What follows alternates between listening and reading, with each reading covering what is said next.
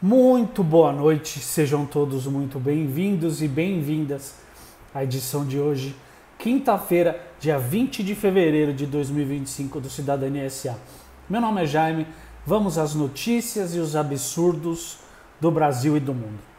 Não tem como não continuar falando da denúncia do PGR contra o Bolsonaro e mais 33 infelizes, porque o que caiu? Caiu o bloqueio da delação do Cid, o sigilo, né? Ontem e hoje. Ontem já tinha a transcrição de tudo que ele tinha dito.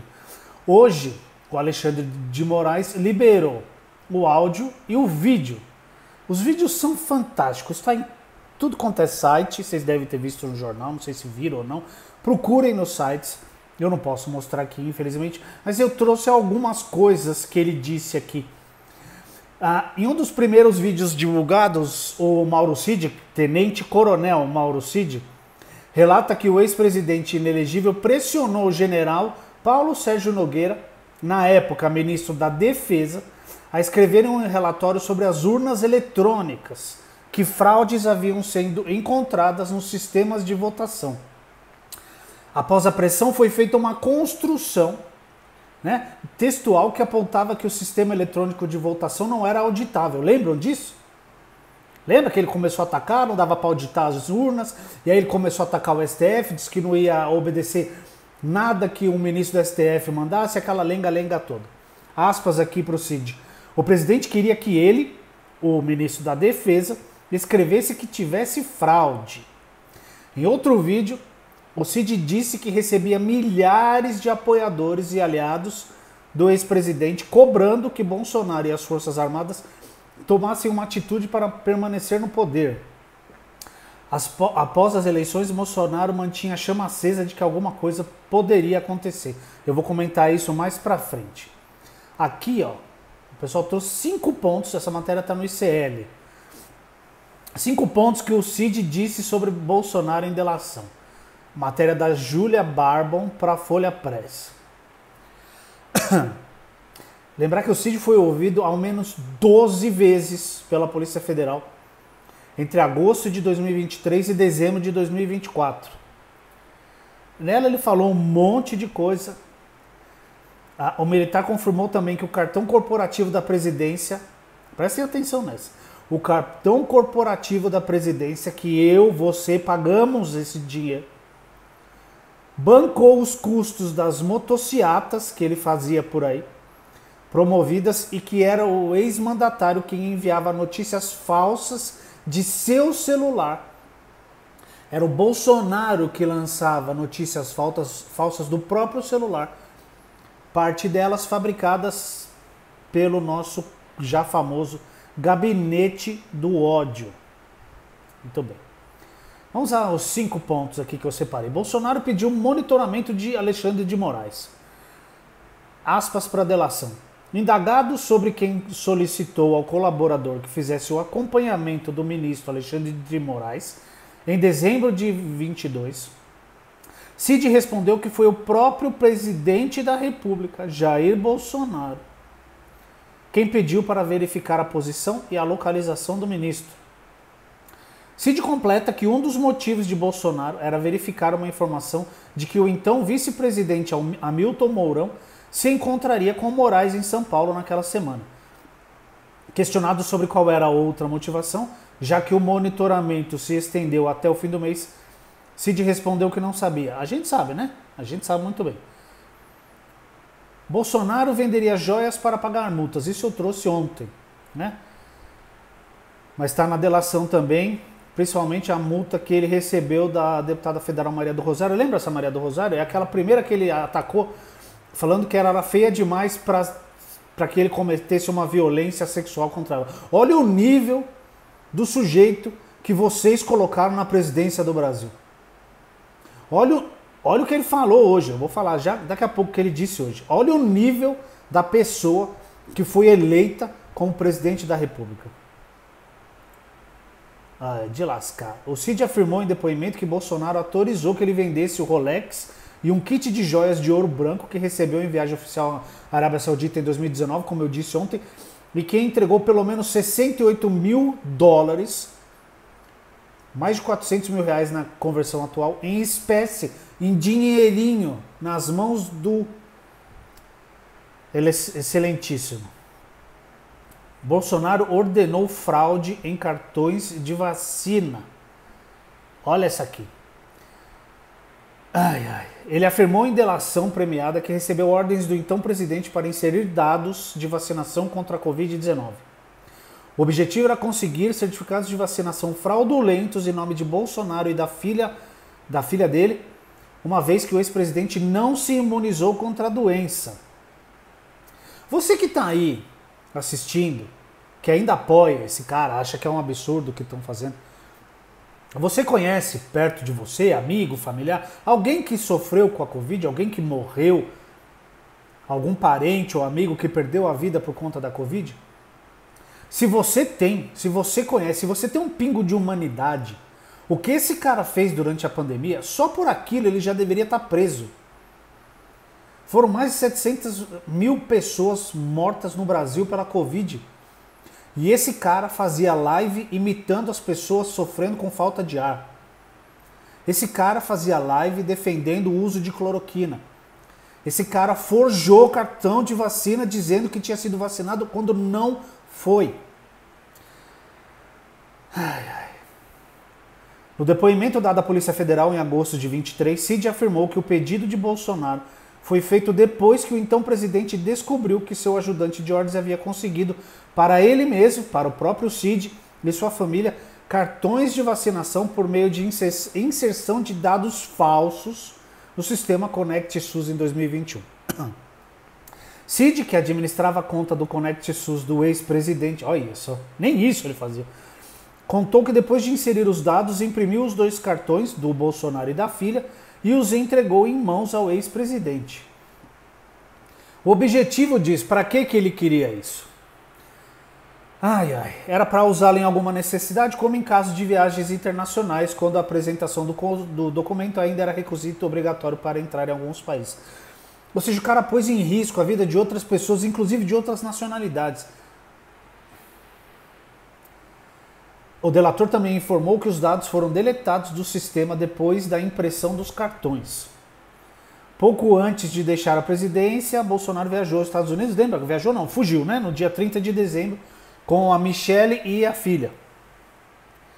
Mas como ele viajou com passaporte diplomático, não precisaria, de acordo com as regras norte-americanas, apresentar o cartão de vacinação contra a Covid-19. Então, eu acho que ele precisava disso para fugir, né? Provavelmente era um plano de fuga do corajoso. Vamos aqui. Bolsonaro pagou motocicletas com cartão corporativo. Sabe quem paga o cartão corporativo dos presidentes? Somos nós. Os nossos impostos. O colaborador acredita que em todas as aparições públicas do presidente, seja em motocicletas ou outros eventos, os gastos operacionais de hospedagem, alimentação e segurança eram gastos, salvo engano, com o cartão corporativo do Gabinete de Segurança Institucional.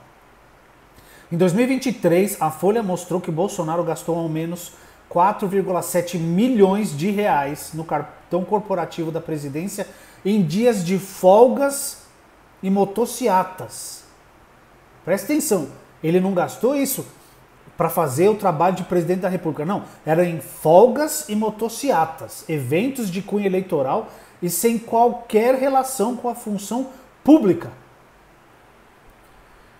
Em depoimento, o Cid confirmou essas informações e disse que muitas vezes sacava dinheiro do cartão para fazer pagamentos cotidianos da família em espécie. Porque eles só mexem com dinheiro vivo, né? Por que será, né? Você nunca se perguntou isso? Devia. Bolsonaro enviava notícias falsas de seu celular. Abre aspas para delação. Indagado acerca de notícias falsas identificadas envolvendo empresários, recebendo do telefone do presidente, Cid respondeu que foi o ex-presidente que encaminhou as mensagens, que às vezes ele recebia de alguém e encaminhava para quem ele queria. Indagado sobre ataques a ministros do STF, identificados na investigação, encaminhado por meio do telefone do ex-presidente, responde que era o ex-presidente que encaminhava diretamente. Questionado, o tenente-coronel confirmou também que Bolsonaro repassava conteúdos encaminhados pelo chamado Gabinete do Ódio. Segundo ele, formado por basicamente 3 garotos que respondiam a quem? Quem é que cuidava do Gabinete do Ódio? Você sabe, eu sei, todo mundo sempre soube. O Carluxo, né? Que respondiam a Carlos Bolsonaro e cuidavam de todas as redes do ex-presidente, exceto o Facebook e o WhatsApp. Ele disse que às vezes eles brigavam com o ex-presidente porque ele publicava coisas que eles não queriam. Ai, ai. Tércio Arnaud Tomás, ex-assessor que chegou a ser apontado como líder do Gabinete do Ódio, ficou de fora da denúncia da PGR. Mano, isso aqui é um absurdo. Lembra que eu falei ontem que ele também, na delação, ele tinha dito quem era a favor do golpe, quem não era? Tinham alguns grupos aqui, né? Segundo a delação do Cid. Mauro Cid diz que tinha um grupo bem conservador, isso aí tá na delação, tá? De linha bem política, que o grupo aconselhava o presidente, o ex-presidente, a mandar o povo para casa e a colocar-se como um grande líder da oposição. Que diziam que o povo só queria um direcionamento, que para onde o presidente mandasse, o povo iria. Impressionante, né? A massa de manobra estava em pleno uso. Um outro grupo, chamado por Cid de radical, era subdividido em 2 alas. A menos radical, que buscava o quê? Encontrar indício de fraudes nas urnas, para justificar a contestação do resultado. E a mais radical, que defendia a ideia do golpe de Estado. Vamos pro pau, vamos às armas e o caramba 4. O grupo pró-golpe acreditava que o Bolsonaro teria apoio popular caso resolvesse manter no poder e que quando ele desse a ordem também seria apoiado pelas CACs. O que são as CACs? Colecionadores, atiradores desportivos e caçadores. Lembra? Foi aquela galera que ele liberou a compra de armas indiscriminada. Todo mundo se encheu de arma. Então a extrema-direita, esses malucos estão todos armados. Ah, Michele também fazia parte desse grupinho aqui. Vamos ver quem pertencia a cada grupo e como atuava. Vamos lá. Os conservadores. O Flávio Bolsonaro, o AGU Bruno Bianco, o Ciro Nogueira, então ministro da Casa Civil, e o Brigadeiro Batista Júnior, então comandante da Aeronáutica. Esse grupo aconselhava o Bolsonaro a se colocar como um grande líder da oposição e mandar o povo que estava nos quartéis para casa. Vejam o Flávio. Porque o Flávio, ele é tipo o contador dessa galera. Ele quer dinheiro. Ele não quer confusão. Ele é esperto, ele é muito inteligente, o Flávio Bolsonaro. Pena que usa pro mal. Mas o negócio dele, ele é o tesoureiro da família. Entendeu? Então ele não quer bagunça. Ele quer grana. Ele quer que o Bolsonaro coloque o Pix lá e levante milhões. Ele, acho que foram 17 milhões de reais, não é? Que ele conseguiu no Pix quando ele pediu lá para os apoiadores. Como é que pode, cara? É um absurdo. Os moderados acreditavam que o país estava passando por abusos jurídicos e não concordavam com a condução das relações institucionais. Mas entendiam que nada poderia ser feito diante do resultado das eleições. Esse grupo se subdividia em 2. O primeiro era formado por generais da ativa que tinham mais contato com o Bolsonaro. Vamos a eles. General Freire Gomes, comandante do Exército. General Arruda, chefe do Departamento de Engenharia e Construção. General Teófilo, comando de operações terrestres. E o general Paulo Sérgio, então ministro da Defesa. Havia ainda um outro grupo de moderados que entendia que Bolsonaro devia sair do país. Faziam parte dele o Paulo Junqueira, empresário do agro, que financiou a viagem do Bolsonaro para os Estados Unidos, Naban Garcia e o senador Magno Malta. Vai aparecer no outro grupo daqui a pouquinho. Os radicais, também dividido em 2 alas. Lembra? No começo acabei de falar. A ala mais radical e a ala menos radical. Vamos à ala mais radical. Perdão. A menos radical, que queria encontrar uma fraude nas urnas. Tá? Era o grupo que mais pressionado por Bolsonaro. Porque o Bolsonaro porque queria encontrar uma fraude nas urnas. Que ele sabia que era a única maneira que ele conseguiria ascender ao poder de novo. Né? E ele sabia que não tinha fraude. Mas ok. Esse grupo era formado pelo Pazuello. Lembra o Pazuello? Ele foi ministro da Saúde do Bolsonaro. Valdemar Costa Neto, presidente do PL. Lembra o presidente do PL? Que não deu os 100 mil reais lá que o Braga Neto e o Cid pediram para trazer mais gente para ficar na frente dos quartéis, coisa que eu falei ontem, lembra disso? O Major De Nicole e o Senador Heinz. A ala mais radical, tem gente pra caramba na ala mais radical, tá? Era a favor de um braço armado e incentivava o golpe de Estado. Queria que ele assinasse o decreto lá de golpe. Acreditavam que quando o presidente desse a ordem, ele teria apoio do povo e das CACs. De acordo com a delação, esse não era um grupo organizado, mas pessoas que se encontravam esporadicamente com o Bolsonaro. Vamos a eles. Felipe Martins, o Onyx Lorenzoni, o senador Jorge Seife, Gilson Machado, o Magno Malta, tá aqui também, o Eduardo Bananinha, Eduardo Bolsonaro, general Mário Fernandes e a Michele Bolsonaro. Cara, então olha a família. O único mais sensato parece ser o Flávio Bolsonaro, que ele não queria. Ele falou, ó, se coloca como líder da oposição e lidera o povo para voltar em 26, sei lá. Porque o Eduardo e a Michele eram a favor do golpe de Estado, o Carlos também, provavelmente, porque era ele que cuidava do gabinete do ódio. Cara, é muito nojento o que a gente viveu naquela época. Tem mais uma que eu quero ler ainda do Bolsonaro, antes de eu falar o que aconteceu ontem. Bolsonaro dava esperança de que algo aconteceria, diz Cid na delação. Em sua delação, o tenente-coronel Mauro Cid afirmou que o ex-presidente dava esperança de que algo pudesse acontecer, e convencer as Forças Armadas a tomar alguma atitude após o resultado da eleição presidencial de 2022. Aspas pro Cid na delação. Bolsonaro estava pressionado porque ele conhecia o pessoal de fora. Ele tinha contato com o pessoal do agro. É impressionante o quanto de vezes apareceu o agro nessa delação do Cid, que não via nada acontecer. Olha, presta atenção nessa frase do Cid. Ele tinha contato com o pessoal do agro que não via nada acontecer. Eles queriam, achavam que ia acontecer alguma coisa. Eles quem? O pessoal do agro. Eles estavam naquele, hoje vai acontecer. Então eles estavam nessa angústia de esperar que fosse dado o golpe. De esperar que o presidente assinasse um decreto e as Forças Armadas fizessem alguma coisa, disse Cid. Era o que acontecia, ainda mais nesse período que foi um período em que eles começaram a ir para frente do Alvorada, né? O presidente até falou com eles, então eles estavam pressionando. Nós contribuímos com isso aqui. Nós estamos pressionando, pedindo, falando, e cadê? Então foi nesse sentido. É aí que ele começou a realmente pressionar em querer que tivesse alguma coisa. E a minha resposta, diz o Cid, foi no sentido de que ele estava com o presidente, né? E o presidente, de certa forma, ele dava esperança que fosse acontecer alguma coisa que pudesse convencer as Forças Armadas a fazer alguma coisa. Então esse era o ponto. Tudo isso aqui está nos vídeos, nos áudios, está em todos os sites de notícia, de política. Vocês acham esses vídeos? Tem vídeo lá dele passando mal, quando o Alexandre de Moraes falou em novembro, quando ele falou, escuta, se você não ajudar, você vai preso, filho. Tudo que você está pedindo eu não vou dar, porque a delação não vai valer para nada.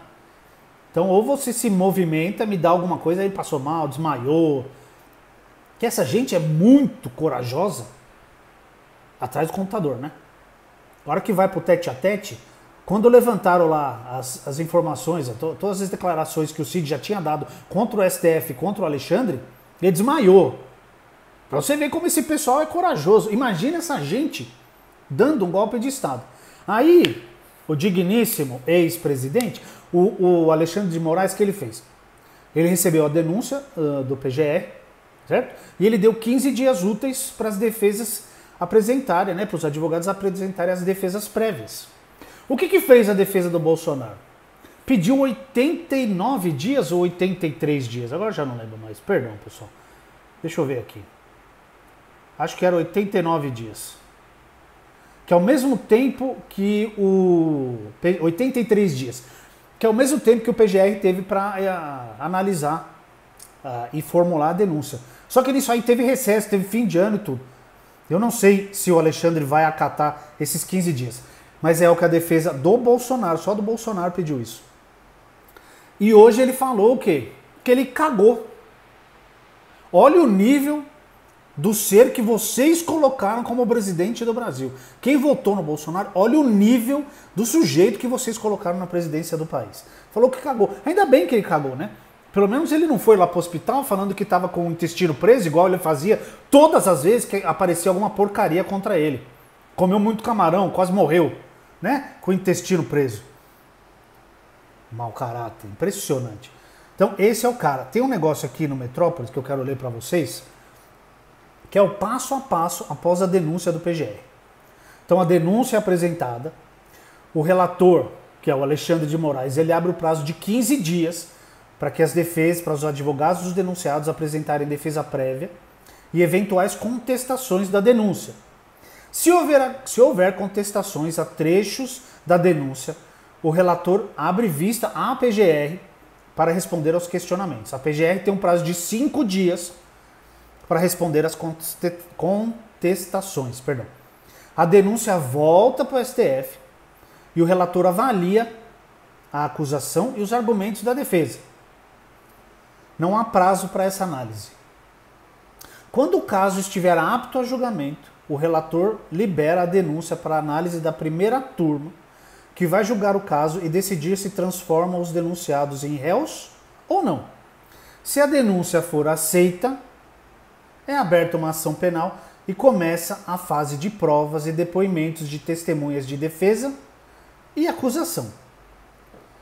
É exatamente isso que vai acontecer agora, tá?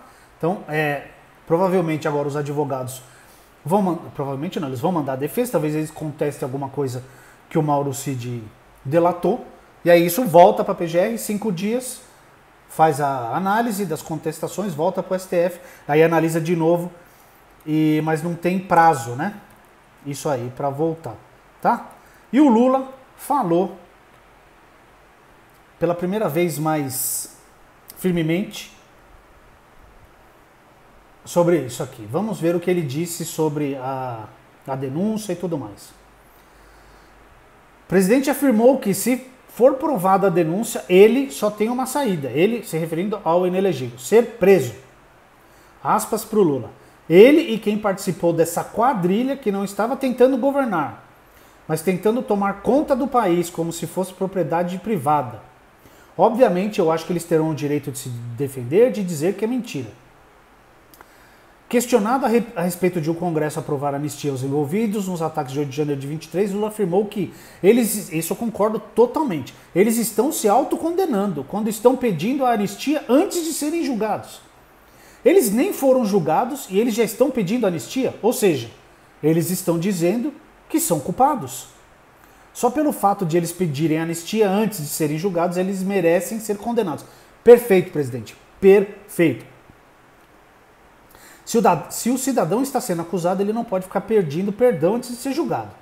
Eles terão que ser julgados, e se forem julgados, vão ser condenados, e depois de condenados é que se pode discutir o que fazer com eles. Melhor parte aqui, ó. Presta atenção. Uma boa cela e um tratamento com muito respeito aos direitos humanos é o que eles merecem, se eles forem considerados culpados. Agora, essa galera que ficou batendo nos direitos humanos, direito humano, direito humano é para vagabundo, para proteger vagabundo, não sei o que lá. Agora eles vão querer direitos humanos, né? Agora bandido bom não é bandido morto, né? Agora não. Passou, isso aí já era, não tem mais. Só para lembrar, a primeira turma que vai lá julgar o mérito é formada pelo Zanin, pelo Fux, pela Carmen Lúcia, pelo Alexandre de Moraes e pelo Flávio Dino. Eu acho muito difícil que essa denúncia não seja aceita pelo STF. E o Hugo Mota eu não vi mais se manifestando sobre isso. Agora, o Alcolumbre falou. Lembrar que o Alcolumbre estava lá com o Lula semana passada no evento da Petrobras lá. E acho que ele está querendo dar uma agradada no presidente. Dá uma olhada no que ele falou sobre o negócio da anistia, né? Ele disse que não é um assunto dos brasileiros. Aspas para ele. Isso não é um assunto que nós estamos debatendo. Quando a gente fala desse assunto em todo instante, a gente está dando de novo a oportunidade de nós ficarmos na nossa sociedade dividindo um assunto que não é um assunto dos brasileiros. Ter a compreensão e a confiança que no judiciário isso se tratará dentro dos parâmetros estabelecidos pela legislação brasileira e pelas leis, com imparcialidade, com cautela. Não é adequado transformar isso em procedimento político. Mas é exatamente o que a extrema-direita está fazendo. Está querendo hiperpolitizar a situação, inclusive trazendo players de fora.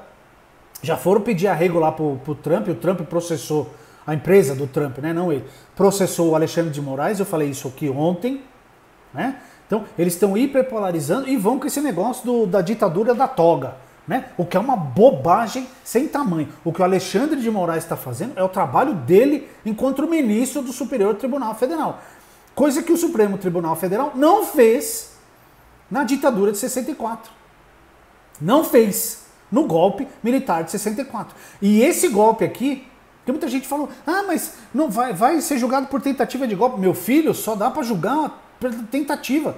Porque se tivesse dado certo, não seria investigado, eles estariam no poder e a gente não estaria aqui.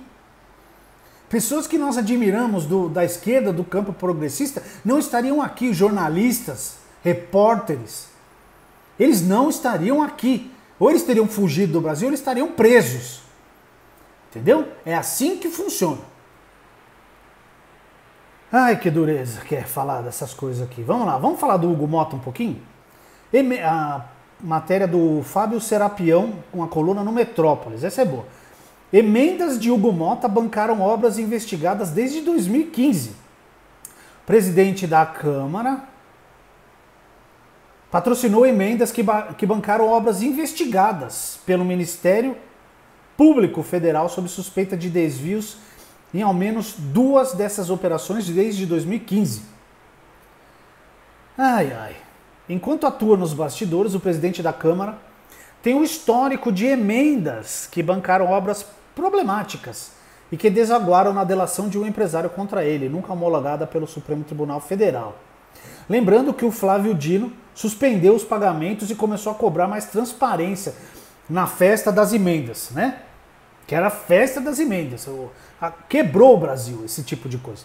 Então vamos lá, em 2015, a Operação Desumanidade do Ministério Público Federal investigou desvios na construção de 11 unidades básicas de saúde. Parte dos valores era proveniente de emendas de Hugo Motta. Familiares do deputado, entre eles sua avó e sua mãe, foram alvo. O caso depois foi arquivado pela Justiça, mas sem que o STF analisasse a delação feita com um dos empresários investigados. A delação está aqui no site do Metrópolis, se vocês quiserem dar uma olhada lá. Dono da empresa Só Constrói, José Aloysio Machado de Costa Júnior, resolveu delatar após ser alvo da operação e disse em depoimento gravado em vídeo que 20% dos valores desviados da construção das UBSs foram utilizados na campanha de Hugo Motta em 2014. O acordo de delação foi enviado ao STF, mas nunca foi homologado. Com isso, Hugo Motta não foi normalmente investigado por causa dos relatos do empresário. Anos depois, bons anos depois, né, em setembro de 24, nova obra custeada com emenda de Hugo Motta foi alvo de operação. Também nesse caso, até o momento, Motta não é investigado. Batizada de Operação Outline, a ação da Polícia Federal, Ministério Público Federal e Controladoria Geral da União mirou uma obra de restauração da Alça Sudeste e da Avenida Manuel Motta em Patos, da Paraíba, no valor de 5 milhões de reais. O dinheiro que custeou a obra saiu de emenda de 2020 enviada por Motta por meio de emenda do relator, o chamado orçamento secreto. É esse tipo de emenda que está no centro do debate e do embate entre STF e o Congresso, que agora o Hugo Motta tenta resolver como presidente da Câmara. É a farra das emendas, né? Isso aí, nossa, foi muito feio. Eu vou falar rapidinho, que a coisa acho que não vai ficar boa lá no Israel e com o Hamas não, viu? Porque o Hamas fez entregas de corpos hoje. Hamas entrega corpos de bebê, criança, mãe e idoso em caixões pretos para Israel. Isso aqui não vai dar certo. 3 dos restos mortais são da família Bibas, símbolo em Israel do sofrimento dos reféns mantidos em Gaza. O Hamas alega que eles foram mortos num ataque de Israel. Não tem prova, né? É o que eles alegam e tal. A entrega faz parte do cessar-fogo, que está em vigor desde 19 de janeiro, e eles vão começar a negociação, né, da segunda fase do cessar-fogo. Até a ONU condenou a forma como o Hamas entregou os corpos dos reféns. Porque foram entregues em caixões pretos, né? Negócio meio mórbido, assim. As vítimas tinham sido feitas reféns no ataque realizado pelo Hamas em 7 de outubro de 23, que matou 1.200 pessoas em Israel. Outras 251 foram sequestradas pelo grupo golpe terrorista. É tanto golpista. A retaliação israelense, que lançou uma guerra contra o grupo terrorista, deixou cerca de 41 mil mortos. Contagem oficial, se diz que foi muito mais que isso. Então o Hamas atacou, matou 1.200, Israel matou mais de 48 mil pessoas. Então quando eles entregaram, eles reafirmaram uma alegação de que em novembro de 2023 haviam sido mortos em um ataque aéreo israelense durante a guerra. Agora, o nosso querido Netanyahu, o genocida, falou que vai acabar com o Hamas. Cadê a fala dele aqui? Neste dia estamos todos unidos em uma dor insuportável. Todos sentimos uma dor misturada com fúria. Todos estamos indignados com os monstros do Hamas. Nosso coração está partido, mas nosso espírito não está quebrado. E com esse espírito traremos todos os nossos reféns de volta. Destruiremos os assassinos e erradicaremos o Hamas. Isso pode colocar novamente a trégua em risco. Lembra que a gente falou aqui faz pouco tempo que o negócio ficou por um fio, quando um ficou acusando o outro de violações no acordo, né? Na primeira parte do acordo do cessar-fogo. Netanyahu também prometeu trazer todos os reféns. Segundo estimativas, há ainda 66 reféns sob o poder do Hamas na faixa de Gaza. Até o momento, 23 dos 33 que o Hamas teria que devolver para Israel já foram entregues. 19 com vidas e os 4 corpos entregues hoje. Então vamos continuar acompanhando para ver se não vai cair o tal de cessar-fogo. Esperamos que não, né? Porque ninguém aguenta mais essa guerra, ninguém aguenta mais gente morrendo. Vamos falar do ovo, que eu falei ontem rapidinho, que as galinhas estão estressadas? O Lula se manifestou hoje sobre isso. Aspas para o presidente: o preço vai baixar, eu tenho certeza que a gente vai conseguir fazer com que o preço volte aos padrões do poder aquisitivo do trabalhador. Eu sei que o ovo está caro. Quando me disseram que está R$40 a caixa com 30 ovos, é um absurdo. Vamos ter que fazer reunião com atacadistas para discutir como é que a gente pode trazer isso para baixo. O fato de estar vendendo produto em dólar que está alto não significa que você tem que colocar no preço do brasileiro o mesmo preço que você exporta. Queremos discutir com empresários que queremos que eles exportem, mas não pode faltar para o povo brasileiro. Por quê? Não é só aqui que o ovo está em falta. Lá nos Estados Unidos, nosso querido Estados Unidos, teve um surto de gripe aviária e a oferta de ovo despencou. Então estão comprando daqui. Então os espertinhos, né, dos empresários, eles preferem vender para fora, porque o dólar está alto pra caramba, do que vender no mercado interno. E aí, como vende mais para fora, fica menos aqui, o nosso preço também dispara. E assim, ovo é uma das proteínas, era pelo menos, né, até pouco tempo atrás, que ele dobrou de preço de janeiro para fevereiro, é um absurdo. Porque começou a faltar lá, eles vieram comprar aqui, como o dólar está alto, os caras faturam mais vendendo ovo para os Estados Unidos, e aqui falta, o preço sobe e a gente não consegue comer ovo. Era a proteína mais em conta para as pessoas conseguirem se alimentar. Vamos ver, o presidente disse que vai trabalhar nisso. E a última, que é uma notícia boa, é uma esperança para nós. NASA revela continentes e regiões onde um meteoro 2024 YR4 pode cair. Sim, há uma possível, bem pequena, uma possibilidade bem pequena, de que esse asteroide se choque com a Terra em 2032. Né? Se os dinossauros, por que não com nós, né? Não podia ir com a gente também. Diz que a probabilidade de impacto é de 1 em 43. é baixo, mas não é super baixo, né? Segundo os cálculos, as possíveis regiões atingidas pelo asteroide incluem extremo norte da América do Sul, sul da Ásia, Mar Arábico, norte da África e o Oceano Pacífico. Ou seja, não vai atingir ninguém que importa para essa gente, né? Vai sobrar tudo para nós, é ali. O local exato, obviamente, depende da posição da Terra quando o impacto acontecer, se acontecer. Olha os países afetados, possivelmente, né? Índia, Venezuela, Paquistão, Equador, Bangladesh, Etiópia, Colômbia, Sudão e Nigéria. Você acha que eles estão preocupados? Isso é óbvio que eles estão preocupados, porque se o negócio trombar com a Terra, vai ser um Deus nos sacuda aqui. Talvez a gente seja extinto, que não seria uma coisa necessariamente ruim.